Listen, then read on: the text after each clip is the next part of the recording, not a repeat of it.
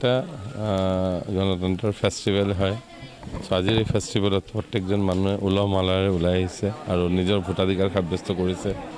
আৰু এতিয়ালৈকে মই যিটো দেখি আছোঁ 7-8টা চেণ্টাৰত ঘূৰিলোঁ, এতিয়ালৈকে খুব ভাল এটা পৰিৱেশ দেখি আছোঁ। খুব শান্তিপূৰ্ণভাৱে ইলেকশ্যনটো হৈ আছে আৰু অলমষ্ট সমান, মানে এতিয়ালৈকে 20% 22% ভোটিং এতিয়ালৈকে দেখি আছোঁ প্ৰত্যেকটা চেণ্টাৰত হৈছে।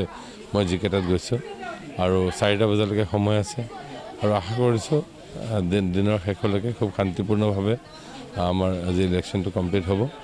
তাৰপিছত ৰিজাল্টৰ অপেক্ষা। আশাটো কৰিছোঁ 100% পজিটিভ হ'ব বুলি। যিমানখিনি আমি কাম কৰিছোঁ 1-1.5 বছৰত আৰু ৰাইজৰ লগত য'ত য'ত তেনেকৈ কানেক্ট হৈছোঁ, আশা কৰিছোঁ যে কিবা এটা ভাল ফল পাম বুলি।